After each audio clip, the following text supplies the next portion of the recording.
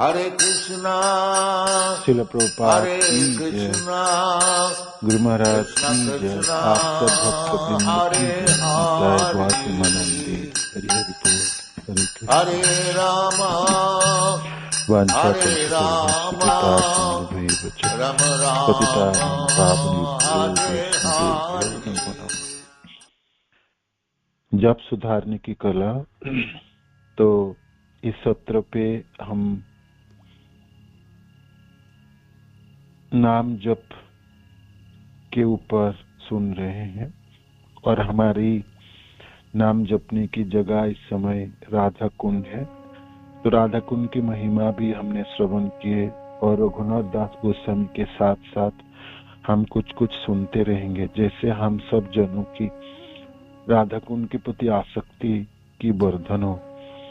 राधा कुंड इस धरती में नहीं, इस पूरे ब्रह्मा जी के सृष्टि में 14 प्लेनेटरी सिस्टम में हमारे जो ब्रह्मा जी हैं बिरिंची, जिनके नाम 4 सिर वाले ब्रह्मा जी के इस सृष्टि में से भी सबसे सर्वाधिक उत्तम और सबसे सुंदर और जगह है, क्षेत्र है। ब्रह्मलोक में भी, ब्रह्मा जी के लोक में भी इतने सुंदर जगह नहीं है और इतने आध्यात्मिक ये नहीं है, है ना। 14 प्लेनेटरी सिस्टम में किसी भी नहीं, ना जनलोक, न तपलोक, न ब्रह्मा जी के लोक है। तल अतल बीतल पताल में तो है ही नहीं, है ना। जो ऊर्ध्वलोक में नहीं है तो निम्न लोकों में कैसे होने वाला। तो इस 14 प्लेनेटरी सिस्टम में राधा कुंड से ऊपर कोई जगह नहीं। ये तो रही एक ब्रह्मांड थी और ऐसे अनगिनत ब्रह्मांड है ना। 28 लोक, 36 ऐसे 56, 128 लोक, ऐसे अनेकों लोकों की ब्रह्मांड भी है, जिनमें ब्रह्मा जी की 4 सिर वाले 8, 12, 16 ऐसे करके बढ़ोतरी होती है। तो उनके लोक भी बढ़ती है। उन सब लोगों में भी नहीं, उन सब लोगों में भी नहीं। अच्छा, अब गई भौतिक संसार, अब आई आध्यात्मिक जगत में। आप आध्यात्मिक जगत में विरजा से शुरू करो, विरजा के ऊपर, है ना, जितने भी लोक है, तो शिव लोक कहो, ऊपर के जितने भी वैकुंठ लोक कहो, और फिर आप गोलोक भी कीजिए, गोलोक भी कीजिए, है ना।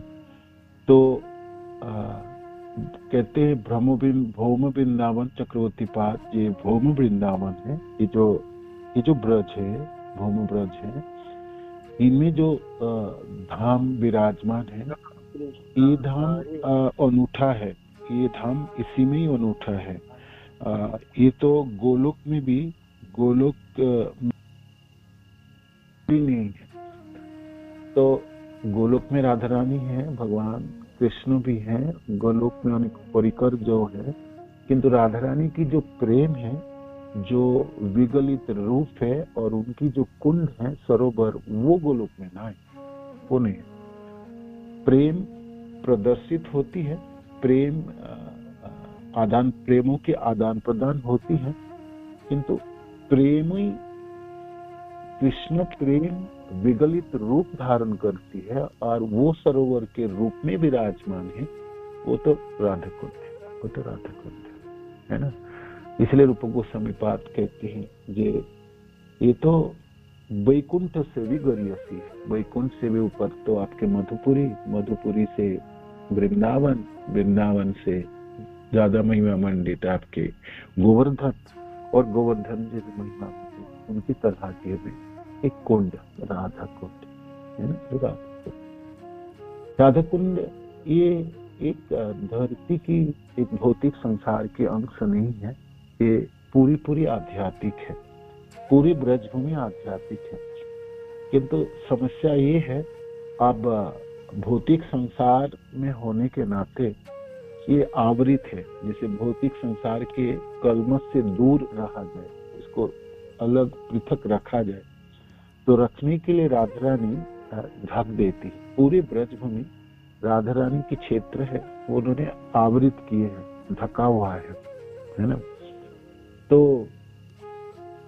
इस चामड़े की आंखों से ये हमने अपनी जो भौतिक आंखें हैं इसमें से तो हम प्रपंची देखेंगे। चर्म चक्षु देखे तार प्रपंचे रसम, कविराज गोस्वामी लिखते हैं ना।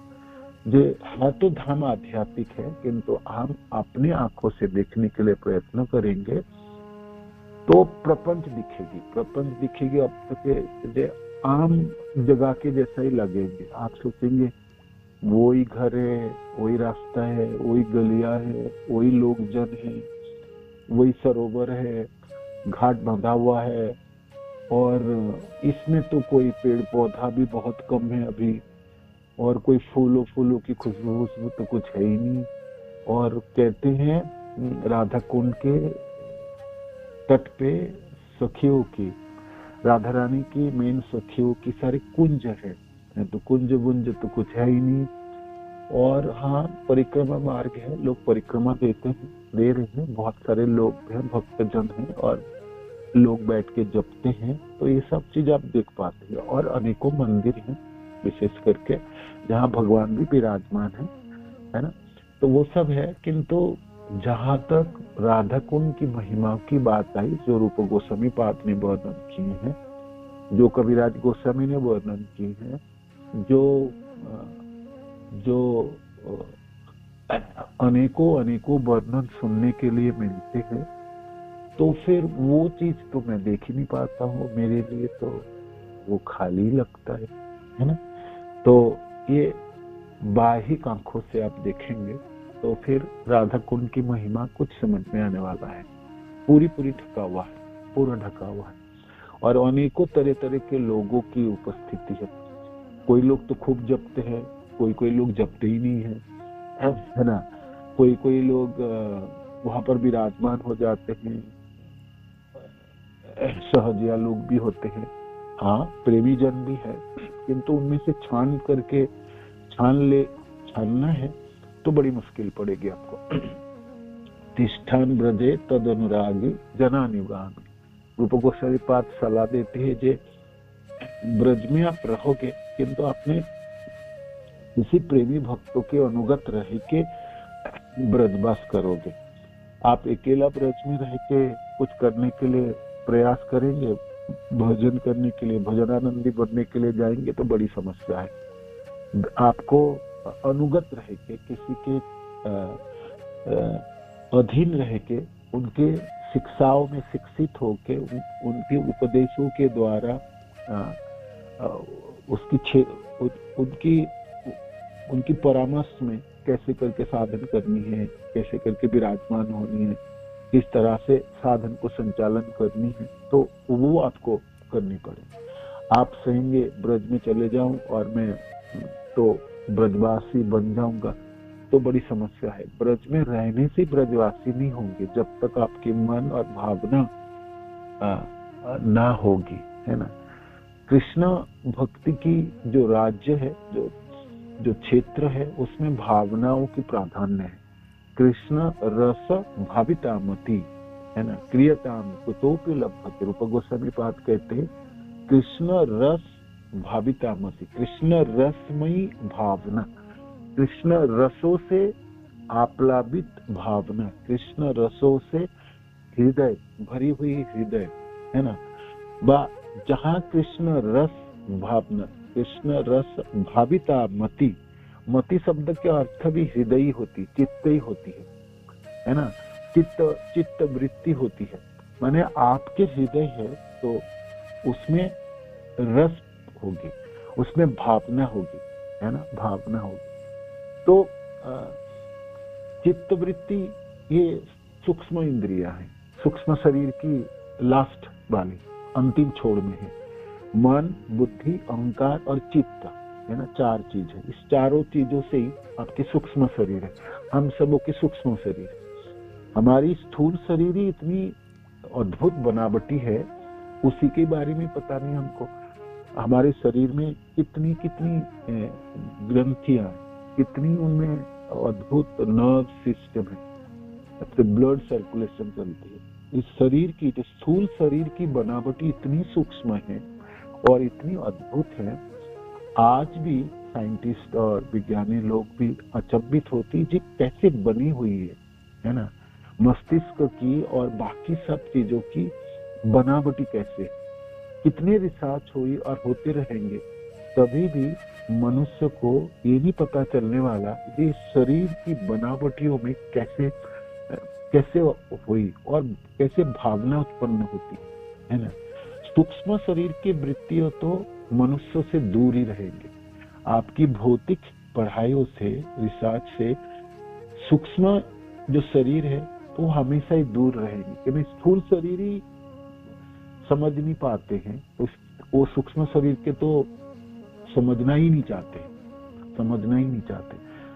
आप डॉक्टर को बोलोगे, जो सर्जन है वो आपको हार्ट बिल्कुल काट के और आपको ठीक ठाक कर देंगे थोड़ी बहुत, है ना। जो मानो कि कोई किसी में चर्बी जम गई तो आपको ये सब कर देंगे, आपको थोड़े बहुत काट वाट के कोई अंग शरीर से निकाल के बाहर ही फेंक देंगे।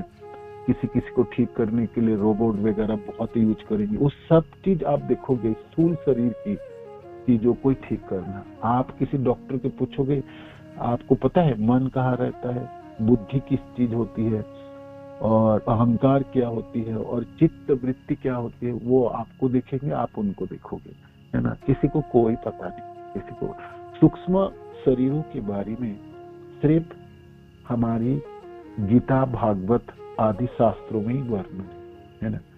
लोग इनको आजकल सोचते हैं जी ये पुराना हो चुकी है और ये शास्त्र अस्त्र इसमें भावुक लोगों के काम है।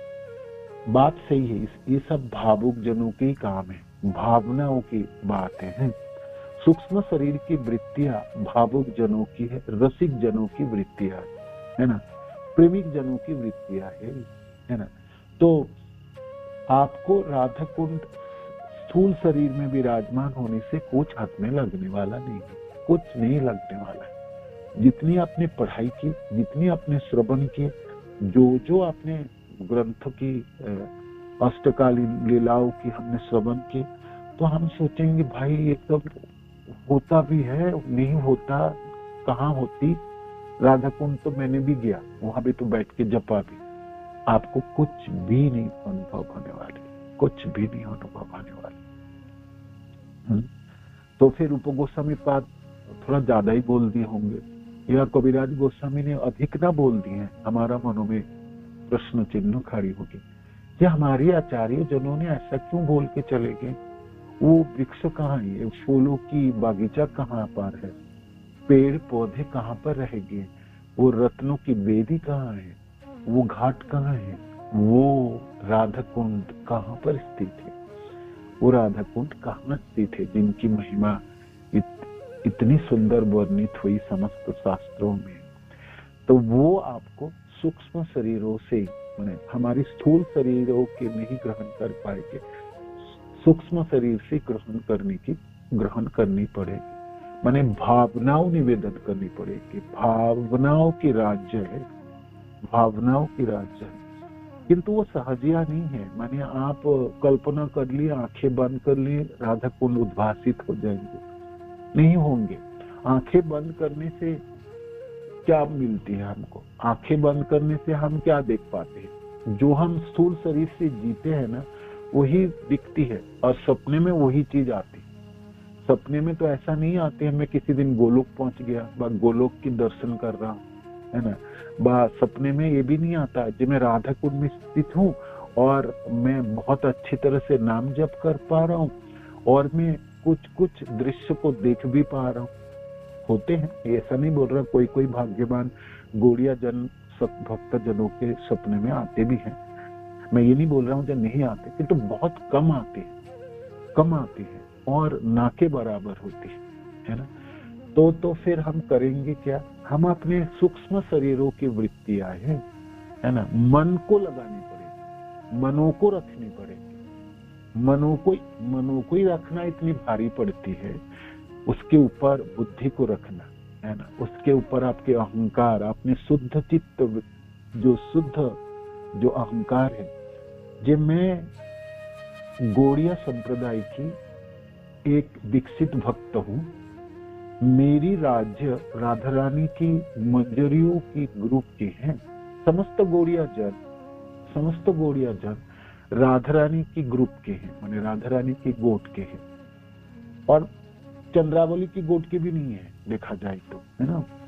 अब और वो भी राधा रानी की सखियों की ग्रुप की नहीं है। राधा रानी की सखियों की सेवा में संलग्न मंजरी है, जो 11-12 साल की बालिकाएं हैं, उस ग्रुप के सदस्य है सब, उस ग्रुप के सदस्य है। गौर लीला हो या कृष्ण लीला में जितनी भी मंजरियों हैं, उन सब मंजरियों की जो टोली है, जो सेवा में संलग्न है, राधा रानी की सखियों की, कुंज आदियों की, वो सब सदस्य है गौड़िया संप्रदाय के दीक्षित भक्तजन है।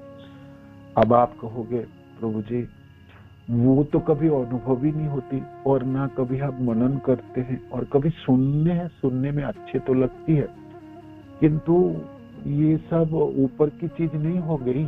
ये सब तो हम अपने शरीर से ही उठ नहीं पाते हैं, और शरीर से उठने के बाद हम अपने सूक्ष्म शरीर में रहें, और सूक्ष्म शरीर में रहते हुए मैं अपने स्वरूप को याद करूं, इनको सिद्ध देह कहलाते। कभी आप राधा कुंड में जाएंगे ना, तो लोगों ने सिद्ध देह की बात कर, और सिद्ध देह के ऊपर खूब अच्छे शास्त्र भी है ना। आपके नाम, आपकी उम्र, आपके कद, आपकी रंग, आपकी भावनाएं, आपकी क्या सेवा है, किस तरह से सेवा है, आपकी विशिष्टता क्या है। हर व्यक्ति तो एक जैसा नहीं होता ना, सब एक ही कद के तो नहीं होंगे, सब एक ही कलर की नहीं होंगे, सबकी भंगिमा एक ही नहीं, सबकी गठन एक जैसा नहीं होगी, है ना। वैचित्रता है, स्थूल शरीर में ही वैचित्रता है, तो फिर भाई सिद्ध शरीरों में क्यों नहीं वैचित्रता होगी, 100% होगी। तो अलग अलग होते ना, कोई तो बहुत सुंदर हंसते हैं, कोई बहुत ही ज्यादा चंचल होते हैं, कोई तो बड़ा धीर होते हैं, कोई बहुत चंचल भी नहीं है, बहुत शांत भी नहीं है, बीच की है। तरह तरह के होते हैं ना, अलग अनेकों भंगिमाएं होगी। तो फिर ये सब सुनने के लिए मिलेंगे। तब ये सब सुनने के बाद आपके मन में होगा ये सिद्ध देह क्या होती है ना। ये सब चीज कब मिलने वाला है, ये सब चीज कौन कौन लोग करते हैं, किस तरह से साधन होती है ना। सब साधन आपके नाम जप से शुरू होती है, और सारे साधन नाम जपों में समाप्ति होती है ना। समस्त चीज, जो भी चीज कोई प्राप्ति करना चाहते हैं, सिद्ध देह के हो, सूक्ष्म शरीरों की वृत्तियों का हो, सूक्ष्म शरीर की संचालन आदि करो, ये सब तभी संभव होगी इस भौतिक संसार के वस्तुओं से, भौतिक संसार की क्रियाओं से, भौतिक संसार के पदार्थों से, भौतिक संसार की शिक्षाओं से वो कुछ भी प्राप्ति नहीं होने वाला, क्योंकि वो सब चीज आध्यात्मिक जगत की है ना। आध्यात्मिक जगत की विषय वस्तुओं को ग्रहण करने के लिए आध्यात्मिक जगत की ही सहायता लेनी पड़ेगी। और नाम, ये जो नामामृत है हमारी, है ना, हरे कृष्ण कृष्ण कृष्ण हरे हरे, हरे राम राम राम हरे हरे, ये गोलोक की है, गोलोक की प्रेम धन, ये गोलोक की प्रेम धन। गोलोक में अनेकों चीज है, अनेकों वस्तु है, अनेकों सामग्री है, अनेकों उपहार है ना। भौतिक संसार में इतने अच्छे उपहार हो सकता है, तो गोलोक में भी अनेकों सुंदर उपहार। सबसे सुंदर उपहार जो भगवान कृष्ण ने इस भौतिक संसार के जीवों को प्रदान की है, वो उनके नाम प्रदान किए, इन नामों के उपहार प्रदान किए। महाप्रभु ने पूरी शक्ति, पूरी प्रेम इसी मंत्रों में उड़ेल के रख दी। सारे शक्ति महाप्रभु की शक्ति, अर्थ की महाप्रभु की गौर हरि की कृष्ण प्रेम। जैसे महाप्रभु ने सोचा जब मैं प्रकट लीला में रहूंगा तो मैं लोगों को दर्शन दे दूंगा, आलिंगन कर लूंगा, मेरी दर्शन करके मेरी प्रेम प्राप्ति कर दे। जब मैं इस संसार को छोड़ के अप्रकट हो जाऊं और मैं अपने धामों में वापस चले जाऊं, तो फिर लोगों की उद्धार कैसे होगी, वो लोग कैसे करके ग्रहण कर पाएंगे। तो गौरहरि ने सोचे मैं कृपा कर ही देता हूँ। महाप्रभु ने सारी शक्ति इस मंत्र में उठेल दी। ऐसा नहीं है, महाप्रभु गौरहरि के लीलाओं से पहले भी हरे कृष्ण मंत्र हुआ करता है। ये मंत्र सदियों से रही, सत्य युग में भी रही, त्रेता में भी रही, द्वापर में भी रही, कली में भी रही, और ब्रह्मा जी के इस कल्प में भी तो है ही है, ब्रह्मा जी के दूसरे कल्प में भी थी, है ना। ब्रह्मा जी के आयु अद्भुत है, आप जानते हैं। अनेकों अनेकों अनेकों समय पहले भी ये मंत्र हुआ करता था। ऐसा नहीं सिर्फ महाप्रभु ने इस मंत्र को प्रदान, महाप्रभु इस मंत्र में कली युग के प्राणियों के लिए आपने पूरी प्रेम ओढ़ेल के रख दी। जी देखो पुत्र, आप तो ग्रहण कर लो, इसी को आपने जपने लगोगे तो आपकी सारी काम बन जाएंगे। यह हुई थे सर्व सिद्धि वही भी तुम्हारा, है ना। कल हम आपको बता रहे थे, जो मेरी जो गुरुदेव गोसाई मेरे को जो मंत्र दी, पता नहीं क्या मंत्र उन्होंने दिया, इसमें प्रेम, इसमें तो पागल कर दी मेरे को। तो महाप्रभु ये समझाने के प्रयत्न करते हैं कि इसमें ना सब कुछ है, इस मंत्र में हर चीज इसमें विराजमान है, इसमें सब कुछ इसके अंदर है, मंत्र के अंदर है ना। आपकी सिद्ध देह, आपके सूक्ष्म शरीर की वृत्ति, आपकी कृष्ण रस भाविता मति, सब इसी मंत्र में प्राप्ति होने वाला है। हर चीज आपको ये ढोके ला देंगे आपके सामने, शर्ते आप किस तरह से जप रहे, जपने की भावना कैसी है आपकी, उसके ऊपर निर्भर करेंगे आप क्या देखना चाहोगे। जबरदस्ती करके आध्यात्मिक जगत में प्रवेश होगी ही नहीं, क्योंकि भौतिक संसार की बुद्धि और विद्या और आपकी शक्ति कोई काम आने वाला नहीं, कुछ काम आने वाला। आपके भौतिक संसार के जितने भी जड़ विद्या है ना, ये कोई काम आने वाला है। कर्मकांड, ज्ञान कांड, सकल विषय भांड, है ना। नरोत्तम दास ठाकुर कहते ये 20 की भाड़ नहीं, अमृत बलि जेवा खाए, अमृत बोल के जो भी व्यक्ति इसको ग्रहण करेंगे, है ना, तार जन्म अधपते जाए, वो तो मरेगा। नाना जोनी भ्रमण करी, है ना, कदर जो भक्षण करी, तार जन्म अधपते जाए, वो तो घूमता फिरता रहेगा। कभी तो कीड़े मकोड़े खाएंगे, कभी तो विष्टा खाएगा, कभी तो ये खाएगा, कभी तो वो खाएगा। कदर जो भक्षण करे, तार जन्म अधपते जाए, तो उससे काम होने वाला नहीं। भौतिक संसार की विद्याओं से आप पकड़ने के लिए प्रयास करेंगे, आप आत्मसात करने के लिए प्रयास करेंगे, बिल्कुल विफल हो जाएंगे, बिल्कुल विफल हो जाएंगे। एक ही शक्ति काम करने वाली है, एक ही चीज आपको प्राप्ति कराने वाली है, वो आपके नाम जप, वो आपके नाम जप। वो कुंज भी, वो कुंज की वो सारे दृश्य भी, वो सारे जन है, और आपकी जो अपनी स्वरूप है, जीवेश स्वरूप है कृष्ण नित्य दास। हम नित्य दास हैं, दासत्व तो हमारे हैं, किंतु थोड़ी सी और अधिक गौड़िया जन दासत्व तो है, वो राधा रानी की टोलियों में, मंजरियों के ग्रुप में है। हमारे सारे आचार्य जन मंजरियां हैं, सारे आचार्य। रघुनाथ दास गोस्वामी के पास एक व्रजवासी थे, उसका नाम थे दास, है ना। वो बड़े स्नेह करते थे, रघुनाथ दास गोस्वामी बड़े स्नेह करते थे। कभी कभी आते थे, मिलते थे, बातें करते थे, तो हमेशा सोचते थे मैं बाबा जी का कुछ सेवा करूं। तो एक बार वो गोचारण करते करते सखीस्थली गांव में, है ना, सखी खरा गांव कहता है, उधर की तरफ गए होंगे। वहां गए तो उनको बड़ी एक सुंदर पलाश के वृक्ष देखी, वहां बड़े बड़े पत्ता देख के उनको ध्यान आया, बाबा जी तो एक ही दोना छाछ पीते हैं, रघुनाथ दास गोस्वामी एक दोना छाछ पीते थे, है ना।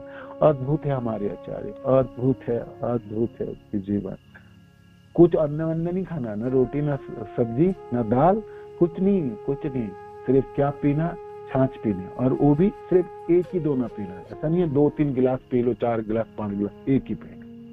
तो दोना, भाई पत्ते की दोना बनेंगे, एक दोना में कितनी छाछ होगी। तो वो बड़ा दुखी होते थे, बाबा जी इतना कम छाछ पीते हैं, तो ऐसे इतने कम छाछ में कैसे जिएंगे। तो स्वाभाविक उनकी भावना स्नेह करते थे, और रघुनाथ दास गोस्वामी भी बड़ी स्नेह करते थे उनके दास से, ये ब्रजवासी से। तो उन्होंने सोचा ये बड़े बड़े पत्ता है, इसी पत्ते के दोना बने ना तो फिर बाबा जी को मैं एक दोना छाछ पिलाऊंगा, तो फिर उनको पेट भर जाएंगे, तो उनका काम बनेगा। तो उन्होंने अच्छी तरह से दोना वो सब पत्ते तोड़े और घर आए, साफ सुथरा किए और एक बड़े पत्ते के दोने से दोना बनाए और दोना से छाछ भर के बाबा जी के पास पहुंचे।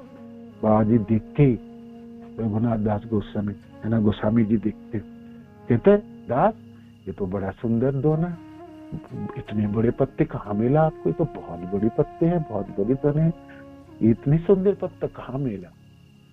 उस बेचारा को क्या पता था।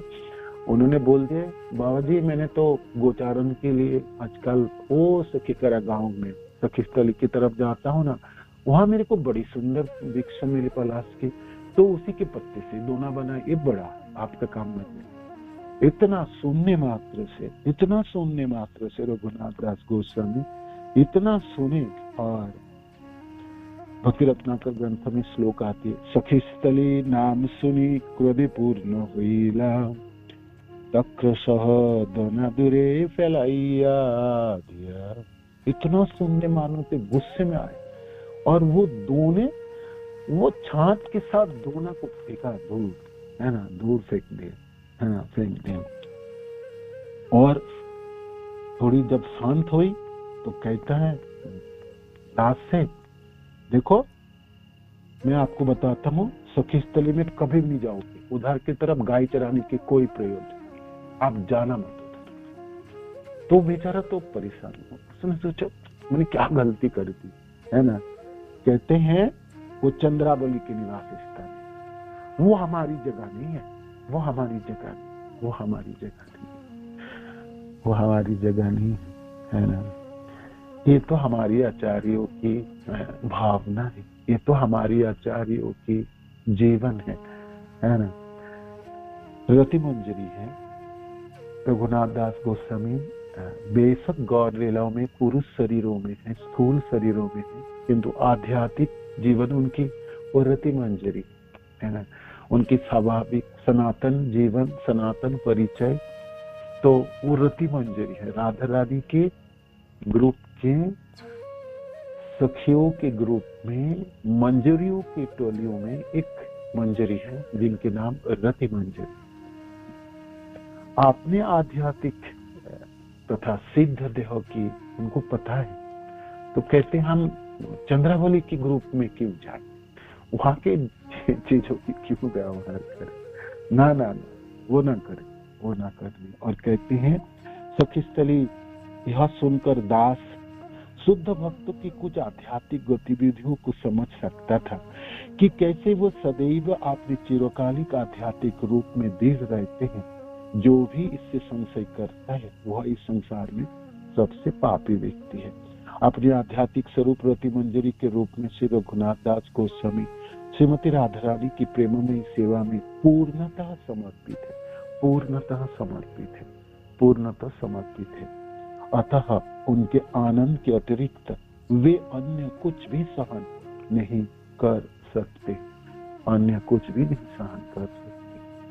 तो ये तो हमारी आचार्यों जनों की गतिविधियां हैं, उनकी राज्य है, उनकी साम्राज्य है ना। तो कृष्ण रस भाविता मति क्रियता तो लभते उपगोस्वामी पर, है ना। आपको खरीदने मिले तो खरीद लिया जाए, जो भी बाजार में मिले खरीद लो जी, खरीद लो। दिल्ली के बाजार में जो भी बाजार में मिले खरीद लो, खरीदोगी कहाँ, मिलेगी कहाँ, वो तो आपको नाम जाओ। हरे कृष्ण कृष्ण कृष्ण हरे हरे, हरे राम राम राम हरे।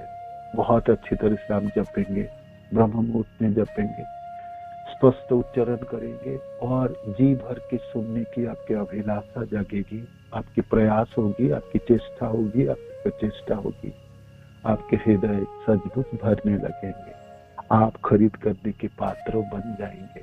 वो बाजार अपने आप उठ के आ जाएंगे आपके पास। प्रियता तो भी लभते कहाँ से मिलने वाले, गौर हरि की कृपा से इस मंत्रों में वो शक्ति है, इस मंत्र में वो सब चीज छिपा हुई है जो आपके हृदय पट पे जागृत हो जाएंगे, बिल्कुल जागृत हो जाएंगे। यह हुई ते सर्व सिद्धि वही भी तुम्हारा, है ना। गौड़िया जनों को तो, पूर्वजों को, हमारे आचार्यों जनों की दाई भाग है, माने उत्तराधिकार सूत्र प्राप्ति है, संपत्ति हमारे पूर्वजों की संपत्ति प्राप्त है। आपको सिर्फ पता होना चाहिए कि है मेरे पास संपत्ति, हमने उनको प्रयोग ही नहीं किए। जो चीज हमको प्रदान किए हैं उसके हमने प्रयोग किया ही नहीं ठीक से, इसीलिए अभी से प्राप्ति हो रही, पक्का प्राप्त होने वाला है, सिद्ध देह प्राप्ति न पूरे पूरे झांकी आप देख पाओगे, सब कुछ हर राज्य में प्रवेश कर जाओगे। शर्त आपके नाम जप बहुत अच्छे से होनी चाहिए, बहुत सुंदर से होनी चाहिए। कितनी अच्छी से होनी चाहिए, उतनी अच्छी से उसको ले जाओ, जो आपने राधा कुंड को देख पाओ उतनी स्तर में ले जाओ जहां पर अपने मंजरियों की टोलियों में आप प्रवेश कर पाओ, उसमें ले जाओ। अपना कद देखना है आपको, अपना परिचय प्राप्ति करना है, तो फिर नाम जपने के आश्रय में रहिए। इसको छोड़ के आपने कोशिश करेंगे, हाथ में आपका कुछ लगने वाला नहीं, कुछ लगने वाला है ना। तो जो भी चीज आपको प्राप्ति करनी है ना, नाम जपने के माध्यम से करनी, इतने अच्छे से जपिए, इतनी भावना से आप जप कीजिए, इतने प्रेम से जपिए, जैसे आपके हृदय पट पे वो सब चीज जागृत हो जाए, वो सब, और वही जागृत होंगे, है ना। कृष्ण रस भाविता मति क्रियता तो लभते लोल्य मूल्यम एकलम जन्म कटी सुकृति न लभते। श्रील प्रभुपाद की जय, गुरु महाराज की जय, आप सब भक्त जनों की जय। जय।